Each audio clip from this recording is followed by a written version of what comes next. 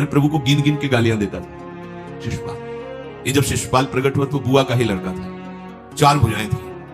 तो इसके जन्म उत्सव के समय फिर श्री कृष्ण बलराम जी भी गए हुए थे। तो आचार्य ने जन्म कुंडली उस समय बांची, ये महावीर होगा, ऐसा ऐसा सब वर्णन करते रहे और कहा ये उन्हीं के हाथ से मारा जाएगा जिसकी गोद में डालने पर इसकी 2 भुजाएं हट जाएंगी। वहां जितने आए हुए थे रिश्ते नातेदार, समाज के श्रेष्ठ श्रेष्ठ जन, सबकी गोद में शिशुपाल को, और जे भी भगवान श्री कृष्ण की गोद में डाले 2 भुजाएं गिर गई।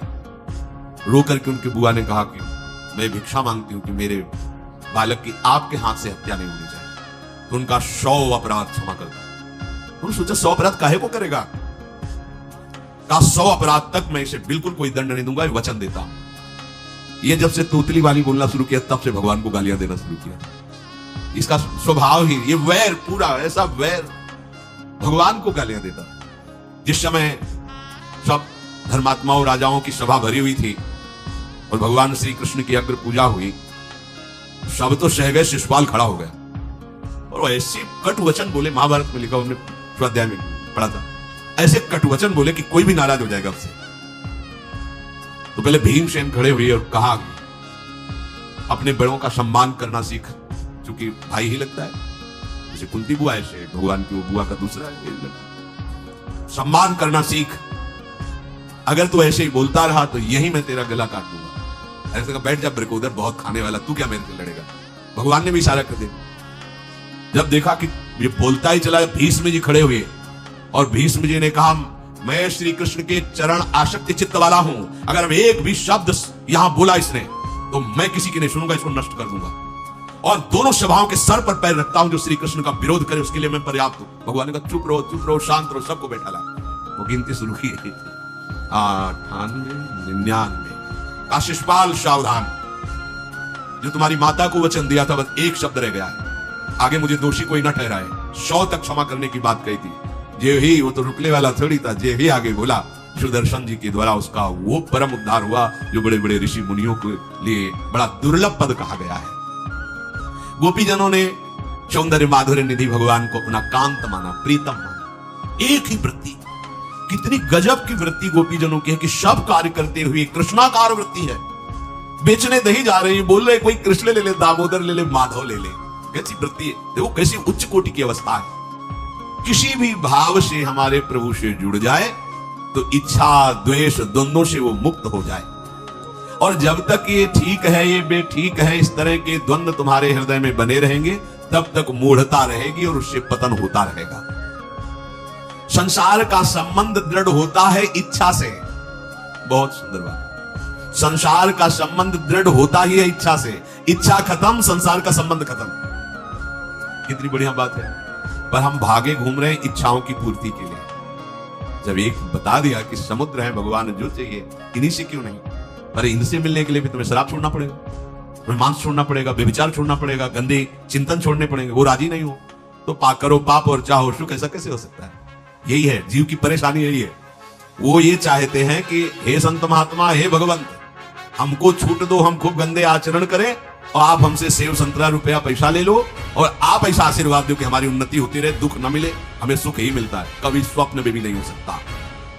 तब लग कुशल न जीव को सपने हो मन विश्राम, जब लग भजत न राम को शोक धाम तरिकाम। ये दुखों का खजाना काम अर्थात इच्छा, इसका त्याग करके भगवान की शरण में होकर जब तक नाम जप नहीं करोगे, स्वप्न में भी तुम्हें विश्राम नहीं मिलेगा। और नाम जप ये गंदे आचरण करने वालों के हृदय में नहीं हो सकता। नाम परम पवित्र है। ये तभी होगा जब आपका खान पान सात्विक हो, आपका वातावरण सात्विक हो, आपका बोलना उठना बैठना सब सात्विक हो, तब नाम भगवान कृपा करेंगे आपकी जिह्वा। फिर कौन सी इच्छा रह जाएगी, कौन सी इच्छा रह जाएगी। अरे आप विश्वास कीजिए, ये जितनी इच्छाएं हैं सब स्वाप्निक हैं। जब आप सच्चा विवेक धारण करेंगे तो आपसे पूछा भी जाएगा कि जबरदस्ती केवट से कह रहे ले लो, वो कह रहे आपका चुनाव चाहिए, मोरे नहीं चाहिए। प्रहलाद जी कह रहे वरदान मांगो, हमारी आज्ञा का पालन करो, तो कह रहे हाँ आपकी आज्ञा का पालन करता हूं, हे नाथ मुझे यही वरदान दीजिए कि आपसे भी कोई इच्छा न रहे। ये वरदान मांगा कि आपसे भी कोई इच्छा। आप सोचो क्या है ऐसा भागवती ग्रस्त कि जिसको वो मिला तो भगवान से भी कह देते। और भक्त तो बड़े विचित्र विचित्र है, वो भगवान से कहते तुम्हारी इच्छा क्या है प्यारे, बोलो हम पूर्ण करते हैं। तुम्हारी इच्छा क्या है, हमारी तो कोई इच्छा नहीं, आप बोलो आपकी इच्छा क्या है, आप क्या चाहते हो, मैं कैसे आपको रिझाऊं। जब कामना को लेकर के मनोवृत्ति का प्रवाह संसार की तरफ होता है, तब ये कामना ही हमें राग द्वेष में बांध देती है। जो महापुरुषों ने उपासना करके, शास्त्र स्वाध्याय करके अनुभव किया है, उसे ध्यान से सुनो। इच्छाओं से बचने का उपाय, इच्छा ही आपके बंधन का कारण है, इच्छा ही जन्म मरण का कारण है। इच्छाओं से बचने का उपाय, कर प्रमाद मत बनो आलसी, करो सुचारु रूप से काम, अपना काम स्वयं करने में लाज बड़प्पन तजो तमाम। पहली बात, शरीरधारी को किसी दूसरे शरीर से अपने शरीर की सेवा तब तक नहीं लेनी चाहिए जब तक बीमार ना हो जाए, असमर्थ ना हो जाए, चाहे गृहस्थ में हो चाहे विरक्त में हो। ध्यान दीजिए, आप चाहे आपकी पत्नी हो, पुत्र हो, परिवार हो, आप उनके सेवक हैं, क्योंकि वो सब प्रभु के जन हैं। इस भावना से रहोगे, कभी नाराज नहीं होगे, कभी गुस्सा नहीं आएगा, कभी झगड़ा नहीं होगा। अगर आप अपने को ये माने कि प्रभु मेरे इस रूप में आए हुए हैं, मुझे अपने कर्तव्य का पालन करना है, तो कहीं झगड़ा नहीं हो सकता। तुम जो कर रहे हो तुम्हारा कर्तव्य, हमारा कर्तव्य है कि हम पति पुत्र परिवार आदि जो भी है, ये हमारे भगवान का स्वरूप है। मैं आप समझो वही भगवत साक्षात्कार, पर ऐसा कौन मानता है? अच्छा, साधु वेश में ये जरूर सावधानी रखनी चाहिए, ध्यान देकर सुनिए। जब तक आपका शरीर स्वस्थ है, आप किसी से किसी भी प्रकार की सेवा स्वीकार न करें। भिक्षान्न के सिवा कोई भी सेवा स्वीकार न करें। अपने शरीर की सेवा तब तक करें जब तक आपका शरीर असमर्थ नहीं हो जाता। असमर्थ हो गए तो फिर हरि ही करें आकर स्वयं, या किसी को भेज दें।